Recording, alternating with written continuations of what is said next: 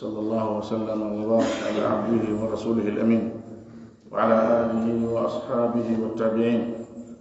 اللهم لا علم لنا إلا ما علمتنا إنك أنت العليم الحكيم. اللهم علمنا ما ينفعنا وانفعنا بما علمتنا وزدنا علما. رب اشرح لي صدري ويسر لي أمري واحلل عقدة من لساني يفقهوا قولي. اللهم إنا نسألك أن تجعل علمنا حجة لنا لا علينا، ونسألك اللهم أن ترزقنا الإخلاص في القول والعمل. نيتي الله سبحانه وتعالى الله جميل وسند توب موضوعنا لهتدي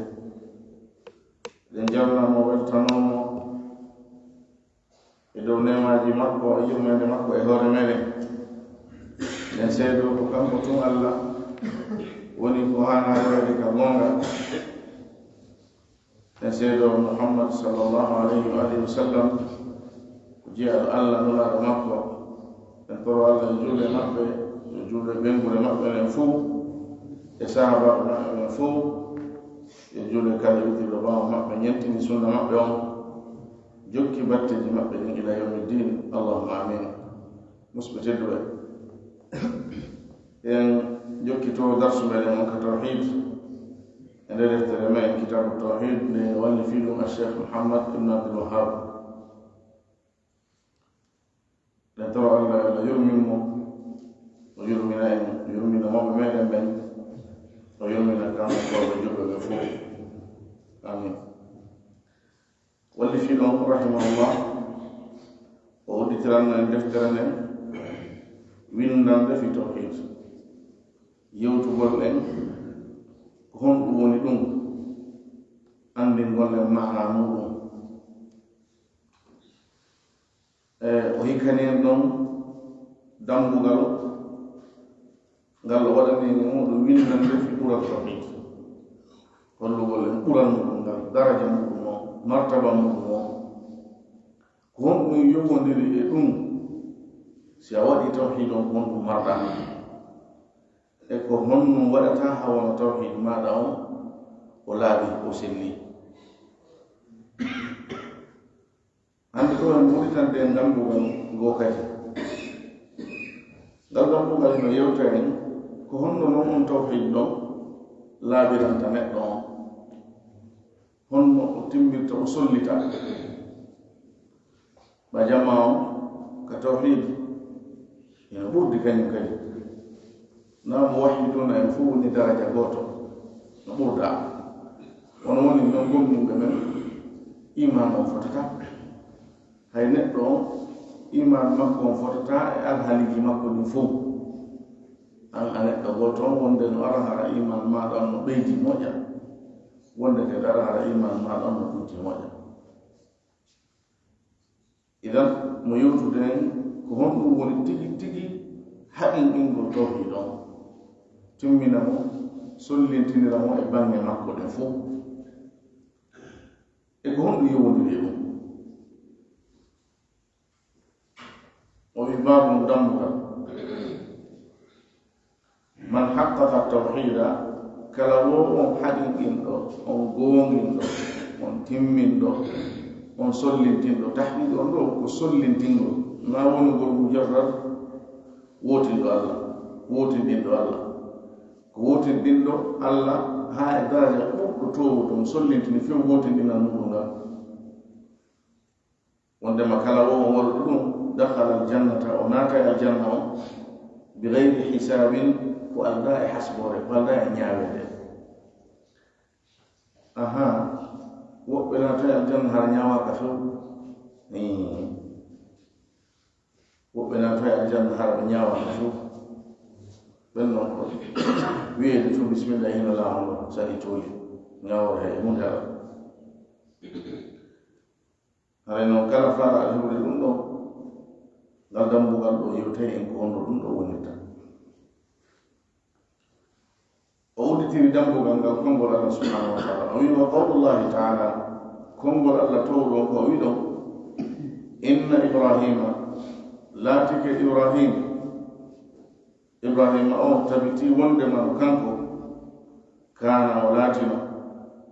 ummatan ko almami ko ardiɗo ko yeesoɗo kalima umma ko ɓuri lollude kon e makko ka arab so wolama ko jama mofte ko noon ɓuri lollude nomo gollitire noon e manaji buy no jeeya e muɗum yeesoɗo ardiɗo almami wono aya on ɗo no wiiri noon inna ibrahima kana umma ɗo nawi ko jama ibrahima naw jaman ko neɗɗo goto kono ko mawnugol fi makko ka sollitugol fiyake moƴƴuki makko kin e ɗoftagol mo allah subhanahu wa ta'ala e jokkugol mo e ñiɓugol mo e moƴƴere nden e noddugol mo e nden sa ndaari alhali makko on e golle makko ɗe a innay eni hino wayi woɗɗo jama waɗi idan o woni neɗɗo ardiɗo wontuɗo yeeso andinowo yimɓe ɓe moƴƴere nden nodduɗo e muɗum muññiiɗo kala sonja heɓunomo e muɗum o woniri ni yeesoɗo no jeeya e maanaji umma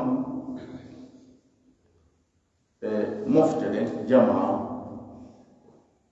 kuntum hayra ummatin ukhrijat linnas wa inna hadihi ummatukum ummatan wahida ɓeɗo ayeji ɗiɗino umma on ɗon ko firi ko jama mofte yimɓe ɗuuɗuɓe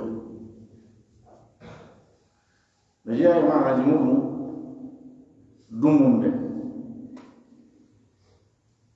dummunde allah wi ka qissati yusuf alayhi salam wa qala alladhi naja minhuma waddakara ba'da ummatin yusuf alayhi salam do nadam ka kaso hari mo wonduno toon e sukaɓe ɗiɗo ɓe sukaɓe ɗiɗo hoyɗi goɗɗum goto kala e maɓɓe ɓeere ɓe hoyɗiti ɗum yusuf firani ɓe koyɗi maɓɓe ɗin ko firi kon o wi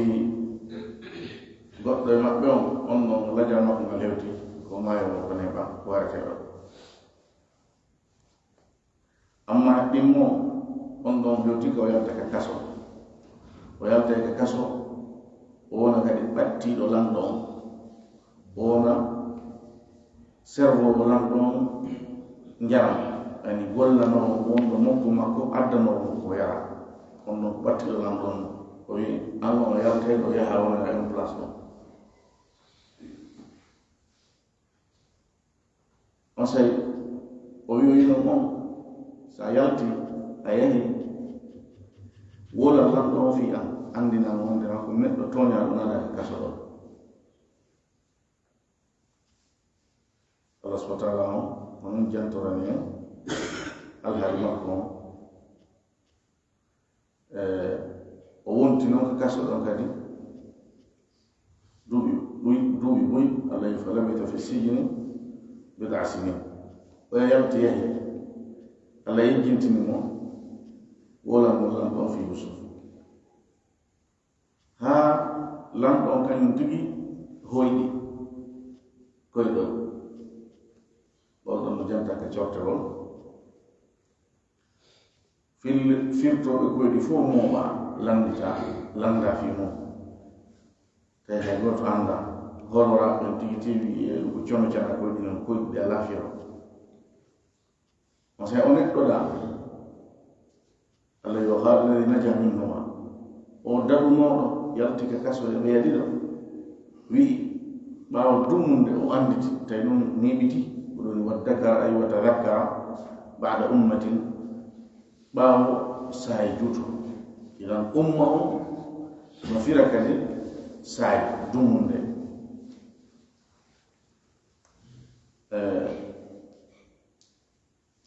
imo fira ko wona ɗiɗo manaji tati ɗi adduɗen subhanahu wa ta'ala sifo Ibrahim wongol mo umma wongol mo qa'id wongol mo yesojo sabu muɗum ko sabu gonɗinal makko towungal sollutungal ngal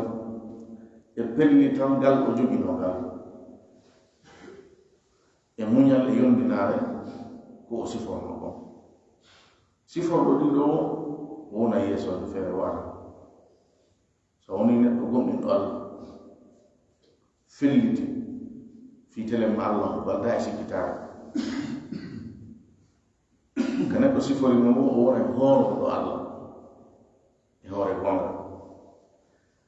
o wona e muññiɗo yondiniɗo ɓa fi hiɗa hoolode Allah ɗum riwa wondema goɗɗum nasatama ko haka hooliɗa Allah fawiɗa e makko gonɗinɗa mo Allah jallidima noaɗamaki ashadu nasi barana al ambiya thumma al amthal fal amthal ko ɓurtirde jarrabuji wanna maɓɓe hikka ɗon noon hikkiɗo e maɓɓe on ko moƴƴuki hikka ɗon hikkiɗo on ko moƴƴuki neɗɗo mo hikkaki hay nokku ɓelema e yeesoyagal diina towa iman hasi ko on a tawa mo waywa neɗɗo yejjitaɗo Allah noon yejjitata de hay goto kono andare Allah hay makko tawa hay fuy fayda heɓatama mo wuri gurnamo simple tranquille ko tawɗo on no wi gonɗal muɗum ngal no laaɓi inchallah no moƴƴi jikku no fawi e Allah no hoolori Allah ko on Allah jarri wuto ma o darno ma yalli ko heeɗi ɓe on ɗa a hasiba nnasu an yutraku an yaqulu amanna wa hum la yuftanu yimɓe ɓen sikku ɓe wiye ɓe gomɗini ɓe tertore noon hande kadi haɗa ɓe jardibatake la Allah subhanahu wa ta'ala jardini ke annaba ɗum ɓe jardoɓe sattuɗi o hikki ɗon sahabaɓe maɓɓe ɓen o hikki ɗon hikkuɓe maɓɓe ɓen ka moƴƴuki an kadi zaman mo wuruɗa o sa wi tun a moƴƴi Allah ma o ndaara ese ko haqiqa wonɗa kanko noon mimo anndi ɗum kono o ndaarira ndaarugol yo feeñir e kuuɗe maɗa ɗen e alhaali maɗa o liɓa goɗɗum e hoore ma ko ɗum jardi bagolma ngol fiyo haqiqa maɗa on feeñir golle maɗa ɗen hanna yo feeñir rammo kanko Allah gandal makko ngal ko jogii ngal sabu Allah kanke no anndi ko waɗata e ko waɗoyta e ko honno ɗum wonirta e ko fewndu honde e ko noone honno idan haray gonɗinal ngal wotindingol Allah fawo e makko yondinora mo e muñal ngal ɗum ɗo wonno silah Ibrahima aran makko wonni ɗiɗo noon kankoɓe ɓe wi بالصبر واليقين تنال الإمامة في الدين muñal ngal e pellital ngal ko ɗiɗoɗi ɗi yeesoyagal ngal ka dina heɓonta ɗum naa ko duñidirte naa ko duñidirte sabu mum naa ko votante naa ko ittante coggu naa ko ɗaɓɓante sabuji adnayankeji ga ko ɗoma on ɓernde maɗa men laaɓu wonde wonande Allah taw ko fi Allah tunde jogi ko fi Allah tunde maaɓi ko ɗum tu woni ko nde ƴetti soobe luttugo fof ko sama kala yeeso mere kala kadi ko heɓi nde ɗum ɗon nde yondini ɗon nde munni ko ɗum ɗon noddinde e muɗum woni nde wakkili nde darani ɗum ɗo woni haqiqa e maɗa a wona yeesojo yiɗuɗo e hoore no yiɗi añuɗo e hoore no añi ɗum ɗo noon kadi wata wonde hara a wona neɗɗo janngu mawakkilo a jannga e faama dina kam ɓay ko wiyete gomɗinal heɓugol ɗum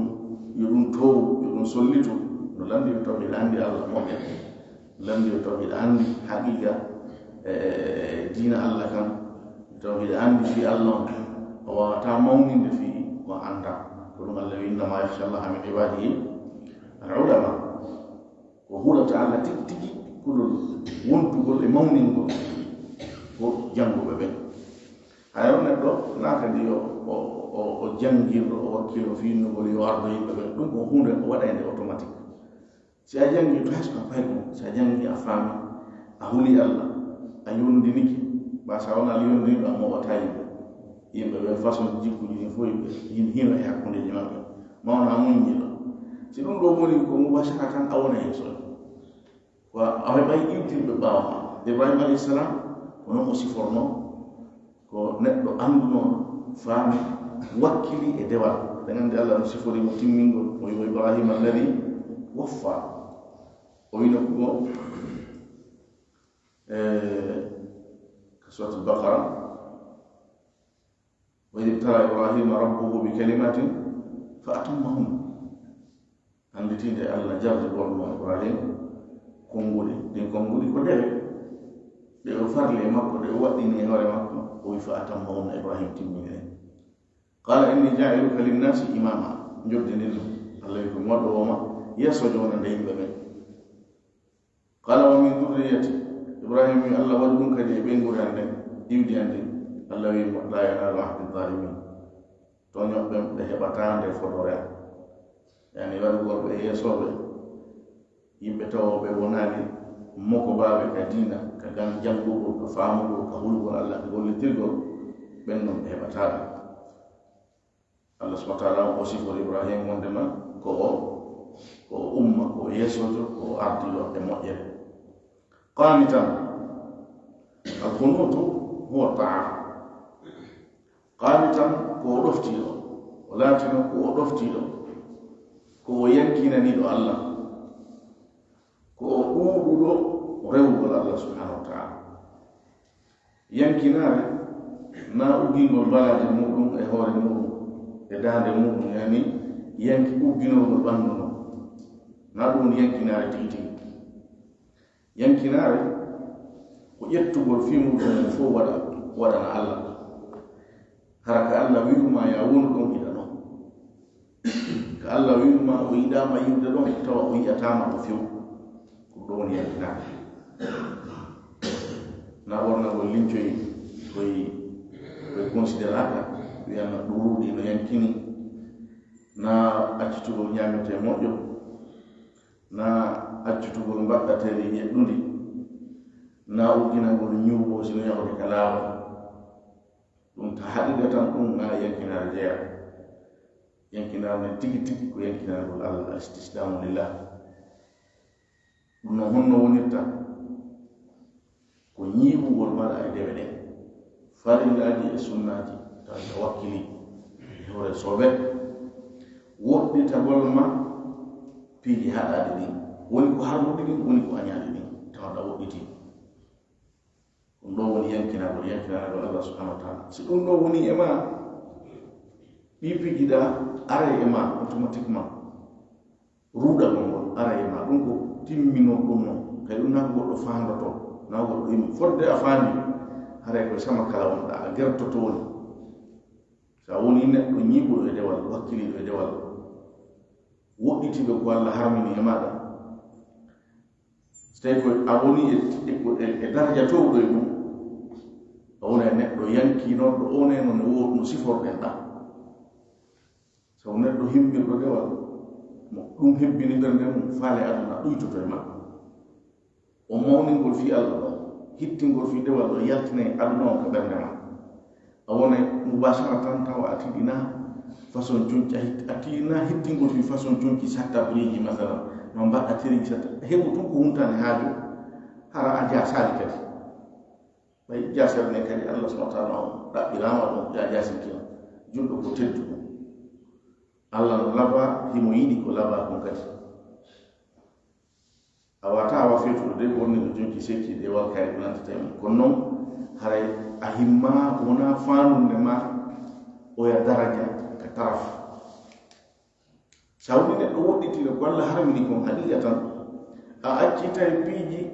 tawoji no newnanama fi wota ɗin sogge e naɓugolma e ko haɗa a accitay mubahati ɗon yi tawɗiɗa newnana ɗe deginana a haɗata a accitira ɗi woɗɗoɗa ɗe fiita ɗi naɓe joni e ko haɗa kon ma fi wota ɗi haɗe waɗugol makko hanuɗa wadde kon masalan ɗuɗugol ñamugol ɗi tebbeli e ɗe nebbe konanta mi anaka ɗum comme ça ɗuɗɗini ɗum ronkinte ƴettini poiwi ñami defe ɗanagol ko ɗuuɗi ka neɗɗo sifori ni ɗanto ko ɗuuɗi ɓanndu ɗuuɗi o immago jamma joola sattanemo moƴƴa sa woni noon hittiɗo fi dewal ngal moƴƴa fi wota a ronku immago jammaji ɗin juula e a ɗuytay ñamugol ɗin piiji e hooreji degidanama sa woti ñamugol moƴƴa horugol sattante parce que hayre ɗum wuti ñamgol kero nayi ko ɗum mankude ton fi wota a accu horugol sunna on nafi sumay wonde wolde sunnaji ɗin a ɗuyte ñamgol piiji dagani ɗin iran sa woni neɗɗo yankinaniɗo allah alal haqiqa nde yankinare kenere ɗa ruɗano aduna o ara e ma mubasharatan automatique na ko gertotoɗa fimo na ko miñitotoɗa honno warrata ina allah subahana taala o sifi ibrahima wondema ko neɗɗo laatinoɗo ɗoftiɗo yankiniɗo ɗum hino mofti hollugol wonde ko neɗɗo ɗuɗunoɗo dewal neɗɗo tiiɗunoɗo woɗɗitagol ko allah harmini ko ɓuri mawnude kon e dewal ngal allah yamiri ngal gonno ko tawhid on wotinɗingol no ibrahima hari ko o yeesojo e ɗum terijo e muɗum ko ɓuri harmude ko ɓuri bonde ko allah harmini kon fof ko shirkagol allah ibrahima hari ko almami e woɗɗitagol e shirka ko ɗum allah sifori mo ka sakkitode aya o wi qanitan lillah yankinaniɗo allah ɗoftiɗo allah o wimo hanifa alhanifu huwa almailu min alshirki ila tawhid koni hanif ko on oñiɗo honɗum e oñande o oñi o iwi ka shirk o iwi ka yeddugol allah o iwi ka bida o iwi e kala e ka boni o yahi e ka tawhid ka rewgol allah ka wotindingol mo ka jikkilorgol jikkuji ɗi o noddi e muɗum ɗin ka yawgol e kala e ko moƴƴi ɗum ɗo wiyete hanifa imo lolliri kongo no lolliri firede oñiɗo iwi e shirk yahi e tawhid wonde ɗum no raɓɓindine wiye hanifan wiye muwahidan no yiye ɗum ka defte tafsir kanko ɓe ko noon firita kalima o ɓenna hanifan muwahida yani wotindinnoɗo allah sa wi neɗɗo on ko oñiɗo e shirk yahi e tawhid ɗum ko firi ko wotindinɗo allah ka neɗɗo wotindini allah e hoore soobe e hoore gonga o wona e timmiɗo e dewal gonno wotindinirta allah sa rewta allah wottindingol allah ka dewal kadi ka uluhiya ka dewal ko ɗon tigi tigi yeddodirengal ɗoni toon amma tawhid rububiyya ɗum fayda sina mulhidun en ɓenno jaɓi ɗum ko ka uluhiya on uluhiya ɗum honto feñata ko e dewe ɗe sa woni wottindinɗo allah haqiqatan a woɗɗitoto bida ɓay a woɗɗitoto rewirgol allah hara wona ko sari woɗɗitoɗa e sirkuji ɗin fof woɗɗitoɗa e kala ko boni walam yaku kanko ibrahima o laatanoki noon fes min al mushrikina jeeyanoɓe e shirka jeeyanoɗo e shirkanoɓe allah ɓen ɗum ɗo kadi allah no woɗɗinomo e muɗum ko o wotindinnoɗo wotindinal sollutungal timmugal woɗɗitiɗo shirkangol allah e noone façon shirku on fof ko feeñi kon e ko suuɗi kon ko janɗi kon e ko fanɗi kon bal o woɗɗitino hay shirkoɓe ɓen ibrahima o woɗɗitorno shirku on finde makko nden tawi ka finde ko tawhid woni ton o woɗɗitori shirku on konngol makko ngol o ɓoori yimɓe shirku ɓen o wi inna bura'u minkum wa mimma ta'buduna min dunillah kafarna bikum wa bada baynana wa baynakum al-adawatu wal baghdha'u abadan hatta tu'minu billahi wahda o wino ɓe heeyi menen ko men ɓoori taw oɗo e ko rewton kona allah min yeddi ɗum men heforɗini ɗum ngaygu kadi woni hakkunde meɗen en hawta en alda fus ala hakkunde meɗen ha rewon allah kanko tum ha wotindino ɗum wono kadi o woɗɗitorno sirku on pottitorgol sirku ɓe ɓanndu makko ɗum o feruno o acciɓe kaɓe on ɗon allah egge makko wi inni muhajirun ila rabbi sayahdi o wi min mi ferimi ɓeyi ka joni am o fewnayla ɓay o noddi ɓe tawhid waɗi ɓe shirk ha o tawi ɗum ɗo woni koɓe jardi bora hande kadi ɗum ɗo wonti muulwal maɓɓe ɓe yiwata e muɗum o wiya o hara min e nguurdum ha ɗo o eggi o ɗaɓɓi ko yaha o ɗoya idan ko woɗɗitornoɗo shirk noone no ɗum woɗɗitorten fuu ko o yawnoɗo e tawhid on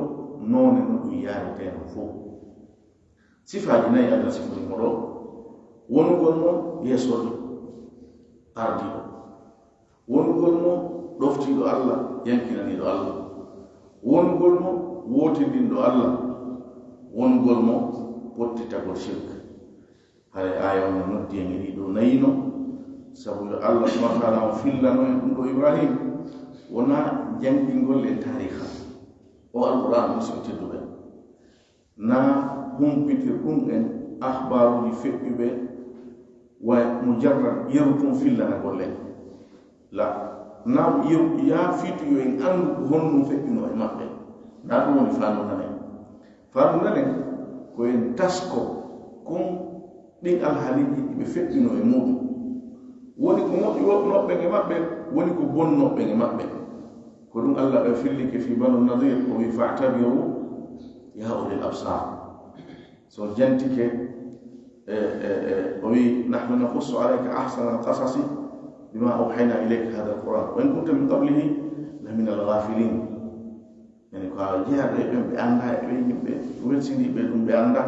hon ɗum noon woni fandunen fiya andu hon ɗum nafa andu ɗum ɗo fiya gollitir idan ayjal quran en koen taskode famen ɗe yahen noon e koɗe noddi kon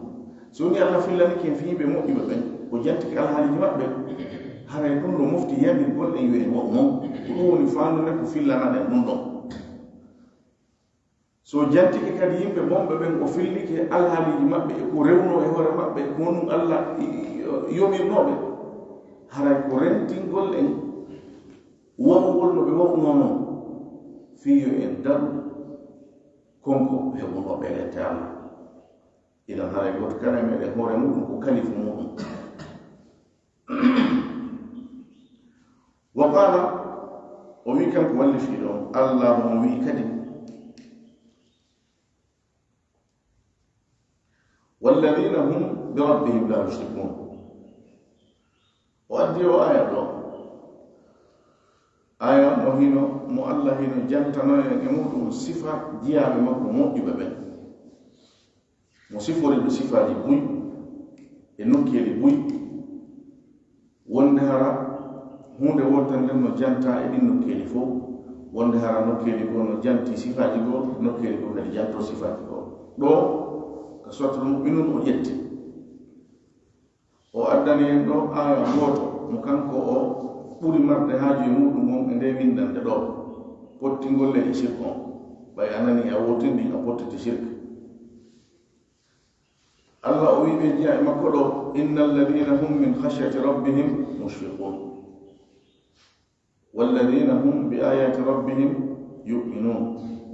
والذين هم بربهم لا يشركون والذين يؤتون ما آتوا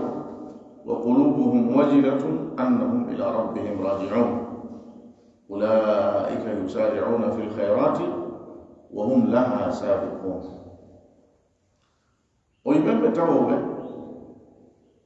ونند كل الجوم مدن في النعام ibe hula Allah ibe maɓe fi ɗum moƴƴa ɓe maɓe fi kulol Allah honno ɓe jeyirte ɓe yimɓe ɓurɓe Allah honno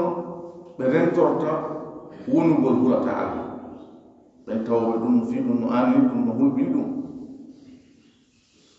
o wi ɓen tawoɓe ɓeyno gomɗini ayeji joni muɗum ɗen ɓe sikkitaki de aya toon mo mofti al ayatul kawni wal ayatul shar'iyya tentini ko ayat shar'iyya ɓe gomɗini ayeje ɗen e ko ɗe noddi kon e muɗum hiɓe wakkili kadi wonugol e kon ko ɗe noddi e muɗum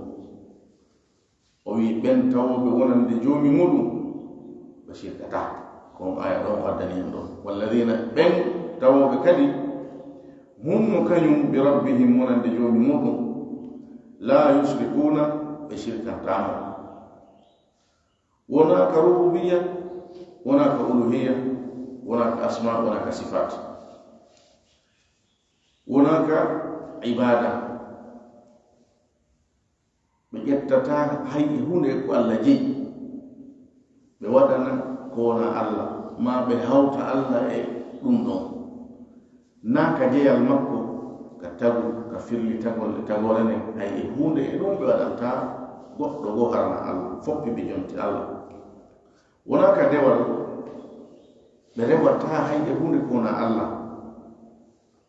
ɓe hawtata kadi Allah e goɗɗum ka dewal wona ka inde makko wona ka sifaji makko ɓe hawtata Allah e hunde inde ma sifa ɓe riwata kadi sifaji Allah ɗin e inde makko ɗen ɓe ɓolɗinta manaji majji on ɓe nandinta e sabu ɗinoneji ɗo fof koye sirki jeeya Allah wihi ɓe ɓen tawoɓe no hisi e ɗum ɗon fof o wi ɓen tawoɓe hino waɗude ko woni waɗude kon no jonnude ko jonnata kon e ɗoftade e dewal juulay hooray itte zakka waɗe sadaka jantoto inde Allah janga e alquran jangina yer ko wawi janginde kon nodda e ko moƴƴi haɗa ko boni jokkoto e kawtal muɗum e enɗam muɗum e mawɓe muɗum tawoɓe no waɗude golleji yerɗi wawi wadde ɗi fof no wakkili e hoore ɗum noon ɓerɗe maɓɓe ɗen kana huli eno maapi sabu tawde dow kake Allah on ko ɓe ruttoto Allah laarata no yeɓe ɗum fof weeɓitana ɓe ko kanko woni jaɓɓowo yoɓa on si o jaɓaali o yoɓaali haara ɓe anndi ko ɓe perduɓe joni no yarli Allah jaɓa no yeɓe hara ngal landal ɗo fi ngal ɗo no maapini ɓe ɗum Allah yo qulubuhum wajilatu hara ɓerɗe maɓɓe ɗen no huli no maapi e hoore fof ɓen wakkili e dewe fof hiɓe huli hiɓe maapi yarli hiɓe jaɓaneede